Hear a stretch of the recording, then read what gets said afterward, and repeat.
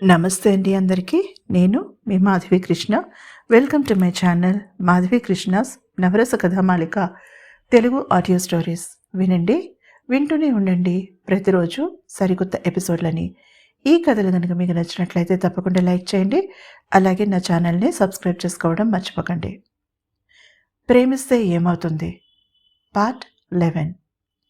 యామిని విసురుగా గదిలో పచారులు చేస్తోంది. కావ్య మంచం మధ్యలో బాసింపట్టు వేసుకుని ఒళ్ళో తలదిండు పెట్టుకుని ఆమె వంకే పరీక్షగా చూస్తోంది. నిన్ను ఇబ్బంది పెడుతున్న సమస్య ఏమిటి? శరత్చంద్ర నిన్ను రక్షించడమా, లేక నీ మీద సింపతి చూపించకపోవడమా? ఉండబట్టలేక అడిగింది కావ్య. తిరగడం ఆపి కావ్య వైపు ఒకసారి తీక్షణంగా చూసింది యామిని. రెండూ కాదు, అసలు అతను నా గురించి ఏమనుకున్నా ఐ డోంట్ కేర్. ఎంత ధైర్యం కాకపోతే నా జీవితం తనదంటాడు అంటే తను ఏం చెప్తే నేను అది చెయ్యాలా? విసురుగా అడిగింది. జవాబు చెప్పలేనట్టుగా భుజాలు ష్రగ్ చేసింది కావ్య. యామిని మనసంతా గజిబిజిగా ఉంది. తన జీవితం ఎటు మలుపు తిరుగుతుందో తనకే తెలియడం లేదు. ఇంతవరకు అసలు తన భవిష్యత్తు గురించి ఆలోచించనే లేదు. శ్రీకాంత్ ఏం చేస్తూ ఉంటాడు? తన తల్లిదండ్రులకి చెప్పుంటాడా? చెప్పి ఉంటే ఏమని చెప్పుంటాడు? Police report ఇచ్చుంటాడా? తన కోసం పోలీసులు వెతుకుతూ ఉంటారేమో. ఆమె మనసు నిండా ఏవేవో ప్రశ్నలు, భయాలు. అనాలోచితంగా తన గోళ్లు కొరుక్కోవడం ప్రారంభించింది యామిని. అబ్బా ఆపు మిని, ఆ గోళ్లు కొరుక్కోవడం మరీ చిన్నపిల్లలాగా చేస్తావు. సరే కానీ ముందు నీకు బట్టలు కావాలి, ఆ సంగతి చూద్దాం. యామిని చేతిని తన చేతుల్లోకి తీసుకుంటూ అంది కావ్య. అన్నట్టు చెప్పడం మర్చిపోయాను కావ్య, చాలా థ్యాంక్స్. ఆ రోజు నాకు ఒంట్లో బాగలేనప్పుడు నువ్వే నా బట్టలు మార్చుంటావు. కావ్య చేతిని చిన్నగా నొక్కుతూ చెప్పింది యామిని. నేను నీ బట్టలు మార్చానా? కలొచ్చిందా? ఎప్పుడు మార్చాను? నవ్వుతూనే అడిగింది కావ్య. ఈసారి తెల్లబోవడం యామిని వంతైంది. ఇంతలో తలుపు మీద తట్టిన శబ్దం కావడంతో వారి సంభాషణ అక్కడితో ఆగిపోయింది. గది బయట నిలబడి ఉన్న విహారి వైపు చూసి ఆనందంగా నవ్వింది కావ్య. ఆమెకి తన ప్రాణ స్నేహితురాలని గురించిన బెంగ తీరడంతో ఏనుగెక్కినంత సంబరంగా ఉంది. అందుకు వ్యతిరేకంగా ఉంది యామిని పరిస్థితి. భిన్న ధృవాల్లా కనిపించారు స్నేహితురాళ్ళిద్దరూ ఆ సమయంలో శరత్చంద్రకి. బయలుదేరదామా? అడిగాడు విహారి కావ్యని. యామిని కావ్య చేతిని తన గుప్పిట్లో బిగించి పట్టుకుంది. ఆమె మొహంలో బేలతనం స్పష్టంగా కనిపిస్తోంది. ముందు శ్రీకాంత్ ఎవరితో ఎఫ్ఐఆర్ నడుపుతున్నాడో తెలుసుకోవాలి. అసలు యామిని గురించి పోలీస్ కంప్లైంట్ ఇచ్చాడో లేదో, తన పేరెంట్స్కి తెలియపరిచాడో లేదో కనుక్కోవడం ముఖ్యం. విహారీ ఆ పని మీద ఉంటాడు. కావ్య, నువ్వు యామిని సైజ్ స్లాక్స్, షర్ట్స్ తీసుకో. వీలైతే మగవాళ్ళవి తీసుకో, ట్రెడిషనల్ డ్రెస్సెస్ వద్దు అంటూ తన వ్యాలెట్లో నుంచి కొంత డబ్బు తీసి కావ్య చేతికిచ్చాడు శరత్చంద్ర. నా ఫ్రెండ్కి ఆ మాత్రం నేను ఖర్చు పెట్టగలను శరత్, డబ్బులు తీసుకోవడానికి నిరాకరిస్తూ అంది కావ్య. నీ దగ్గర డబ్బు లేదని కాదు కావ్య, ముందు ముందు చాలా ఖర్చు అవుతుంది. అంతా ఒక్కరే ఖర్చు పెడితే తనకి అప్పు తీర్చడానికి వీలుగా ఉంటుంది.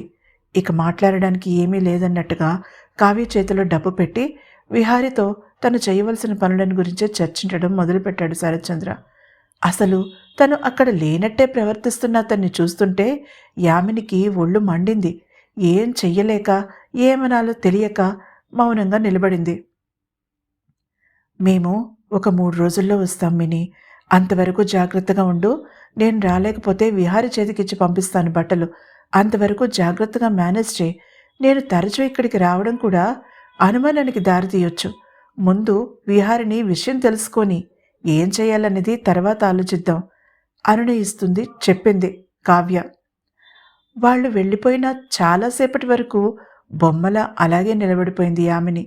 శరత్చంద్ర వాళ్ళకి వీడ్కోలు చెప్పడానికి కిందకి వెళ్ళడం కానీ, వెళ్ళేటప్పుడు డోర్ లాక్ చేయడం కానీ ఆమె గమనించనే లేదు. శరత్చంద్ర గుండె వేగంగా కొట్టుకుంటోంది. తను ప్రేమించిన అమ్మాయితో ఒంటరిగా ఉండబోతున్నాడు తను. ఇంతకు ముందు 3 రోజులు ఒంటరితనంలా అనిపించలేదు. ఒంటి మీద స్పృహ లేకుండా ఉన్న యామిని బాగోగులు చూడడంతోనే సరిపోయింది అతనికి. కానీ ఇప్పుడు ఆమె పూర్తి స్పృహలో ఉంది. తన బట్టల్లో చూడటానికే ముద్దొచ్చేలా ఉంది. తనని తాను అదుపు చేసుకోగలడా? జీవితం తనకి రెండో అవకాశం ఇచ్చింది. పోగొట్టుకోవడానికి తను శ్రీకాంత్లా మూర్ఖుడు కాదు. శ్రీకాంత్ గుర్తుకు రాగానే అతని మనసు ఆగ్రహంతో నిండిపోయింది. ఎందుకో అతని మనసు చెప్తోంది శ్రీకాంత్కి ఎఫ్ఐఆర్ ఉన్నది రియాసేన్తో కాదని. ఎఫ్ఐఆర్ ఉంటే ఆమెకి యామిని దగ్గర అలా బయటపడవలసిన అవసరం ఉండేది కాదు. ఆమె ప్రవర్తన యామినితో వేరే రకంగా ఉండేది. లోకం తెలియని యామిని ఆమెని తప్పుగా అర్థం చేసుకుందని అతని నమ్మకం. తేలుస్తాడు తను. త్వరలోనే ఈ విషయం తేలుస్తాడు. ఆలోచిస్తూనే లిఫ్ట్లో నుంచి బయటికి వస్తూ మృణాలినికి ఫోన్ చేశాడు. హాయ్ అట్నుంచి వినిపించింది. తలుపు లాక్ తీసి లోపలికి రాగానే లాక్ చేసి కీస్ పక్కనే టేబుల్ మీద ఉన్న పెద్ద గాజు బౌల్లో వేశాడు. హాయ్ డార్లింగ్ నవ్వుతూ అన్నాడు శరత్చంద్ర. అంతవరకు బొమ్మలా నిలబడిన యామిని ఉలిక్కిపడి చూసింది అతని వంక. ఆమెని కూర్చోమన్నట్టుగా సైగ చేసి కిచెన్లోకి నడిచాడతను. ఆమె నెమ్మదిగా వెళ్ళి పొడవాటి సోఫా అంచున కూర్చుంది. ఆమెకి అసహనంగా ఉంది, బెరుకుగా ఉంది. అతను ఎలాంటివాడో తెలియదు. అఫ్కోర్స్ తనకి స్పృహ లేనప్పుడు జాగ్రత్తగా చూసుకున్నాడనుకో, కానీ మగవాళ్ళని నమ్మకూడదని తనకి జీవితం నేర్పిన పాఠం. అందమైన మగవాళ్ళని అస్సలు నమ్మకూడదు గట్టిగా అనుకుంది యామిని. కిచెన్లో నుంచి అతని మాటలు మందిర స్వరంలో వినిపిస్తున్నాయి. అతని కంఠం చాలా వినసొంపుగా ఉంది. కన్నడ హీరో సుదీప్ గారి గొంతు గుర్తొచ్చింది ఆమెకి. బేస్ వాయిస్ అతనిది కూడా. అవతల నుంచి ఏమన్నారో ఏమో. అతను గట్టిగా నవ్వాడు. ఆ నవ్వు పైనుంచి దూకే జలపాతపు హోరులా మృదుగంభీరంగా ఉంది. ఆ నవ్వుకే ఆమె కన్న మనసు ఫిదా అయిపోయింది. అప్రయత్నంగా ఆమె పెదవుల మీదకి చిరునవ్వు పాకింది. తప్పకుండా ప్రామిస్ అంటున్నాడు అతను. ఆ తర్వాతి మాటలు ఆమె పెదవుల మీద పారాడుతున్న చిరునవ్వును ఎవరో బలవంతంగా చెరిపేసినట్టుగా ఠక్కున ఆగిపోయింది. కోపంతో ఆమె పెదవులు వణికాయి. రోషంతో కళ్ళు ఎరిపెక్కాయి. I love you my dear Jain.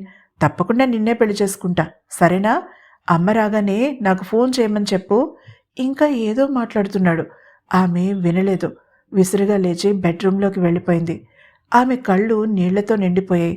ఆశగా నోట్లో పెట్టుకోబోయిన ఇష్టమైన ఐస్ క్రీం చివరి క్షణంలో నేలపాలైనట్టుగా ఉంది ఆమె పరిస్థితి. మంచం మీద బోర్లా పడిపోయి తలదిండులో మొహం దూర్చుకుని కరువు తీరా ఏడ్చింది. 10 నిమిషాల తర్వాత శరత్చంద్రకి ఆమె వెక్కి వెక్కి ఏడుస్తూ కనిపించింది. ఒక్క క్షణం అతను గుమ్మం దగ్గరే ఆగిపోయాడు సంకోచంతో. మరు నిమిషం గదిలోకి నడిచాడు. గొంతు సవరించుకున్నాడు. ఆమె ఉలిక్కిపడి తల పైకెత్తి అతన్ని చూసి తడబడుతూ లేచి కూర్చుంది. అంతలోనే తన పరిస్థితి గుర్తొచ్చి తల వంచుకుంది. నాకు తెలుసు నీకు కష్టంగా ఉంటుంది. పరిచయం లేని మగవాడితో ఒంటరిగా ఉండవలసి రావడం ఒకటైతే, రెండవది ఇలాంటి సిచ్యువేషన్లో అమ్మ దగ్గర ఉండాలనిపించినా కనీసం మాట్లాడే అవకాశం లేకపోవడం. I'm sorry. కొన్నాళ్ళు ఓపిక పట్టు. నీ ప్రాబ్లం సాల్వ్ చేస్తాను. ఆమె చేతిని తన చేతిలోకి తీసుకుంటూ అన్నాడు. అంతవరకు అతని మీద ఉన్న కోపం ఆ క్షణంలో మాయమైపోయింది. అతని చెయ్యి ఆమెకి ఆలంబనగా అనిపించి గట్టిగా పట్టుకుంది.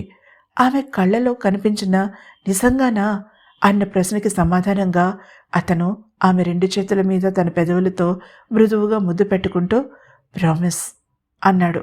అంతే.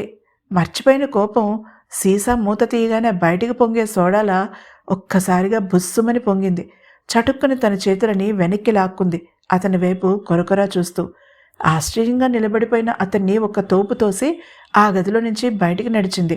అతని పెదవుల స్పర్శ ఆమె అరచేతుల మీద గిలిగింతలు పెడుతున్నట్టుగా ఇంకా అలాగే ఉంది. శరీరం అంతా విద్యుత్ పాకినట్టుగా ఉంది ఆమెకి. అతను చిన్నగా నవ్వుకుంటూ ఆమె వెనకే బయటికి నడిచాడు. తర్వాత ఏం జరిగిందో తెలుసుకోవాలంటే తర్వాతి ఎపిసోడ్ని వినండి. అలాగే ఈ ఎపిసోడ్ కనుక మీకు నచ్చినట్లయితే తప్పకుండా లైక్ చేయండి. అలాగే నా ఛానల్ని సబ్స్క్రైబ్ చేసుకోవడం మర్చిపోకండి.